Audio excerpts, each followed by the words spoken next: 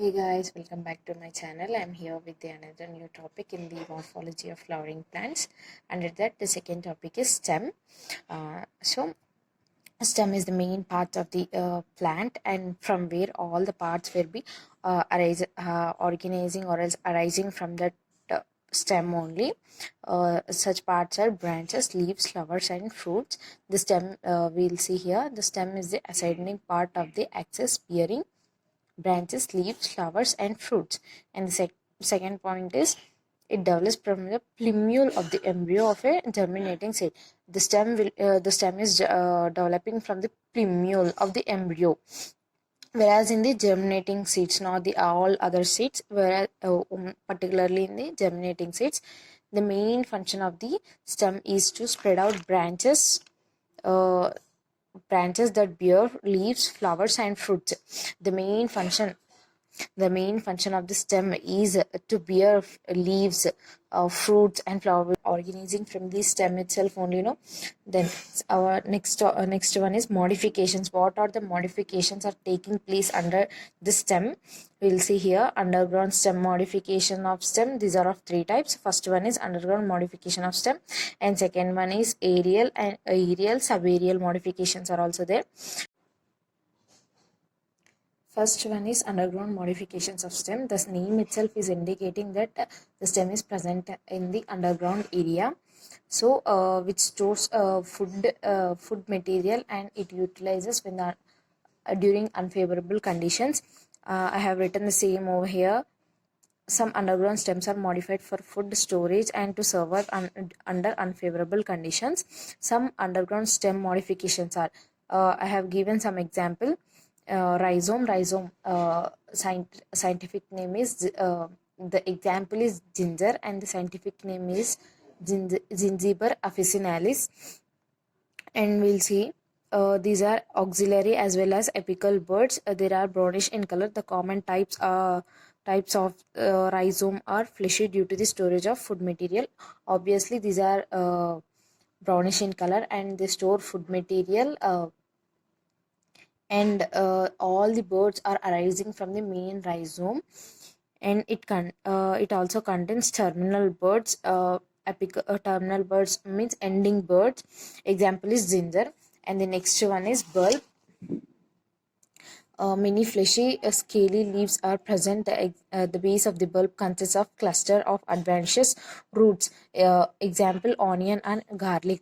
We have seen that onion is containing many layers, and it is in the bulb shape. This is the main example for this bulb type of stem, and it is fleshy, and it is covered by many layers.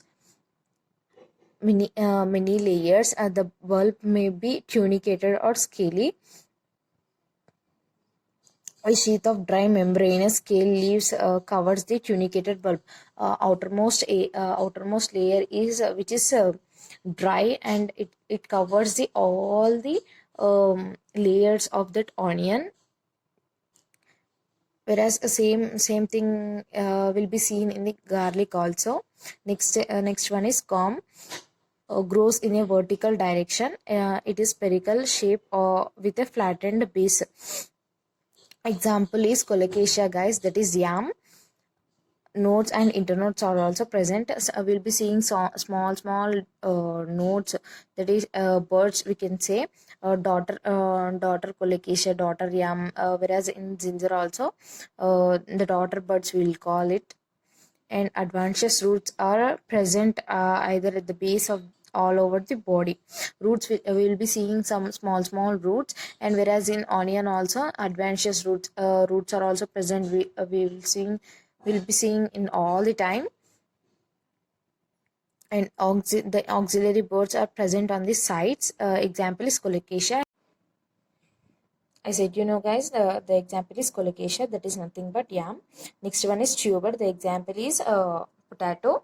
We'll be seeing eye spots on the potato, and it is a fleshy part of the plant which stores food. It's containing rich source of carbohydrates, and it contains food materials which is a storage for them. And potato is the most common tuber, largely used as food. Most of the people likes to eat potato, and it is a very common food for us. It is covered with number of depressions called eye, and each eye represents a node. Small greenish eye spots are present.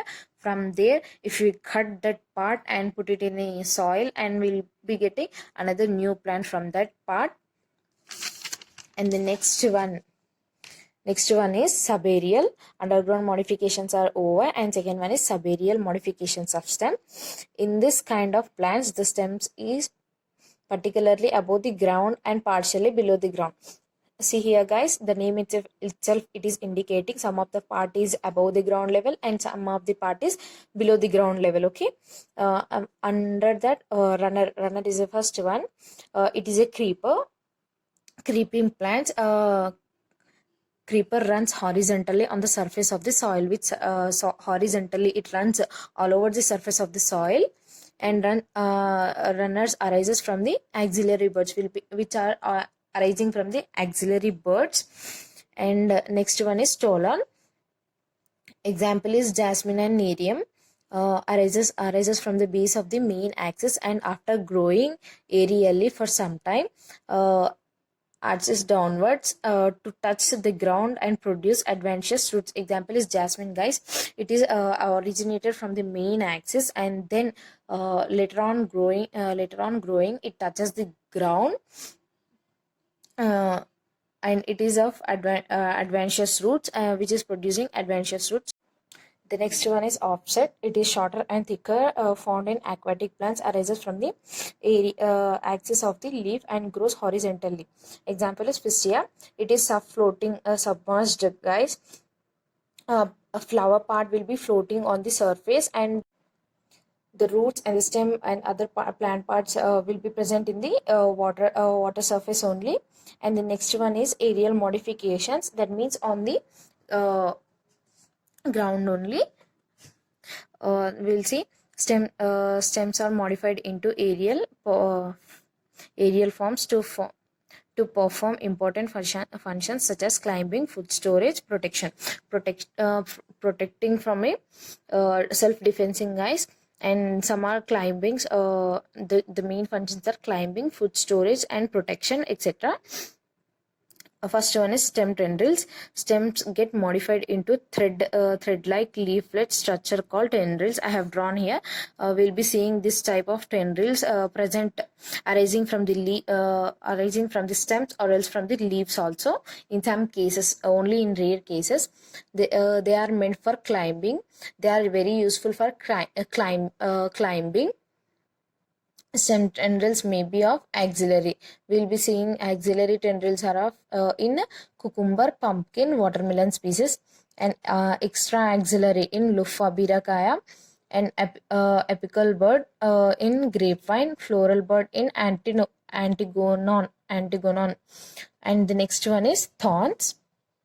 Thorns are pointed, hard structures which may or may not bear leaves, branches, and flowers. I have drawn here some small diagram for your better understanding. An example is bougainvillea, guys. We'll be seeing that paper like flowers and leaves flowers are present in different colors from the roadsides. It is an ornamental plant. The terminal buds modified into thorns to defend its organs and helps to check transpiration. It is helpful in the process of transpiration. And next one is Phylloclades, leaves modified into scales and spines to check transpiration. Here also the same thing is happening. These are fleshy, green, and take part in photosynthesis.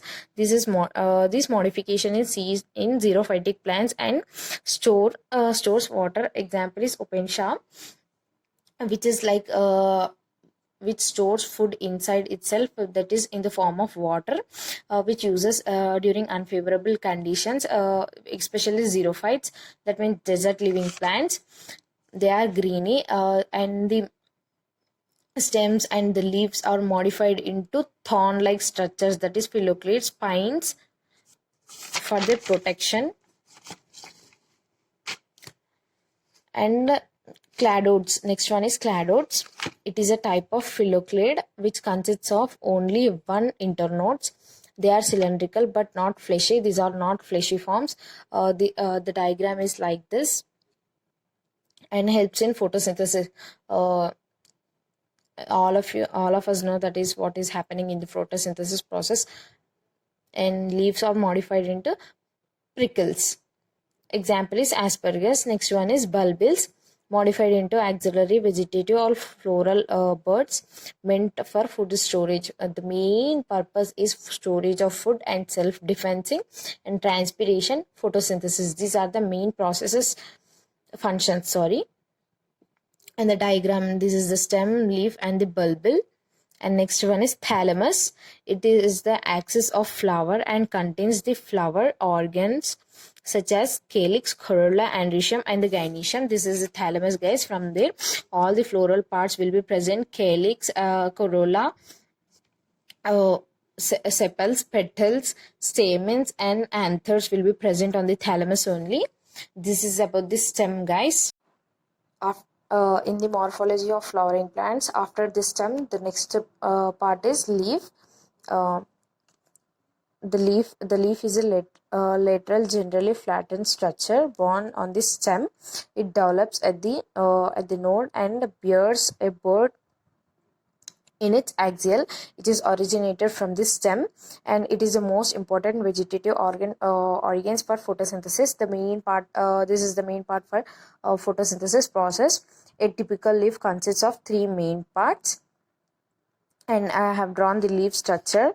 This is the stem, these are the stipules, this is the midrib, and this is the apex. These are the margins, leaf margins, and this is called as leaf lamina. This is called as petiole.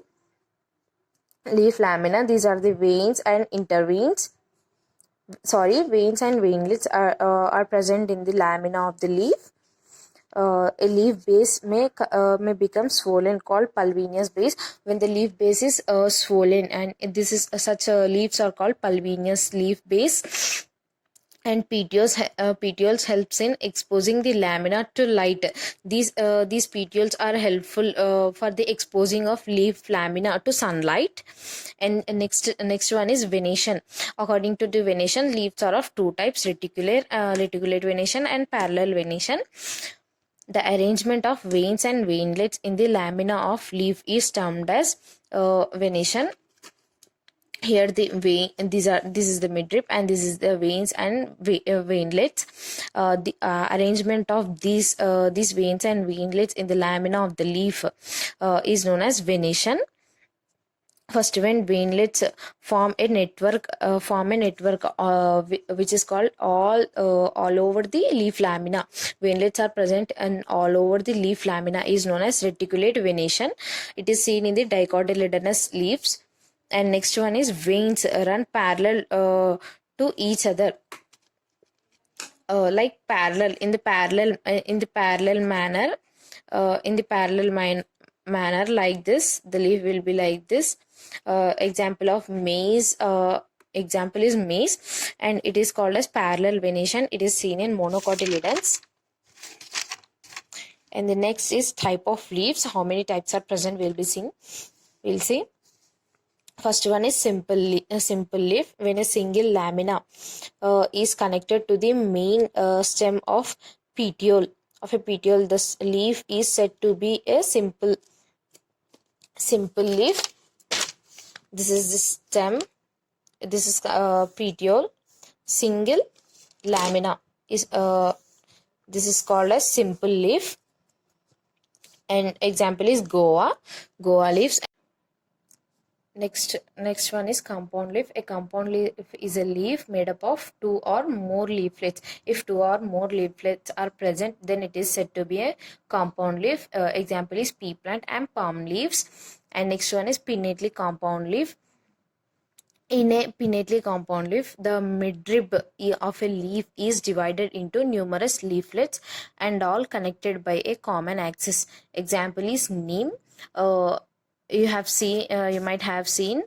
This is the neem leaves will be present like this in this form. These are called pinnately compound leaves. You might have seen this type of leaves in the neem, right? And the palmately compound leaf. Next one is palmately compound leaf. In palmately compound leaf, the leaflets are attached at the tip of the petiole. Example is silk cotton. I'll be showing. I'll attach one image of these leaves in the end of the video. And the next one is modifications of leaves. Under that, first one is storage leaves. The xerophytic plants and the plants of Crassulaceae family have thick and succulent leaves that store water in their tissues.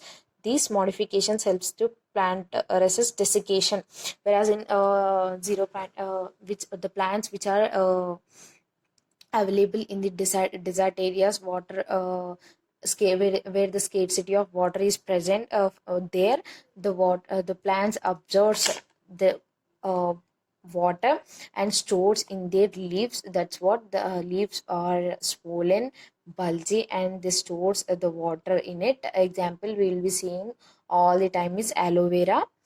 And next one is leaf tendrils. Leaf tendrils exist in plants with the weak stems, get modified into thread-like structures are called tendrils. These tendrils climb a nearby sticky or wall and provide support to the plant. These tendrils helps the support support to the plants, and these structures are just like climbing or else creeping type. And these type of stems or leaves always needs one stick support or else wall, whatever it may be. But they always need support for to climb. And the next one is leaf spines. If few plants have their spines, their leaves modified into needle-like structures called as spines. You'll be seeing sometimes in opensia, we'll be seeing the spines on the leaves. This is the leaf spine. They are called as leaf spines. And next one is scale leaves. These are thin membranous structures without stalks, brownish or colorless in appearance. Scale leaves in onion are fleshy and thick and stored food and water. I have said you in this stem only.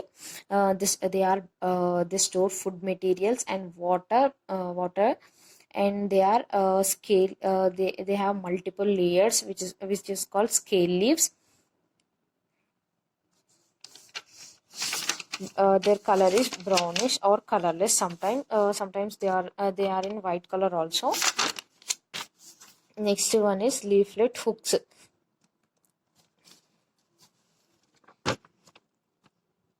In some plants, leaflets get modified into hook-like structures that help them in climbing. Leaflets at the end of the leaflets is modified into hook-like structure. They are helpful for climbing. And insectivorous leaves. Few plants require nitrogen for their development. In such plants, the leaves are modified to catch and digest insects. Some plants are insectivorous because the nitrogen is not available for them. So what they'll do, they'll eat insects and they'll trap in their leaves or else in their flowers. They attract the insects and they'll trap, and they'll be getting nitrogen from that insects. Okay, they'll digest and they utilize that nitrogen which is present in that insects.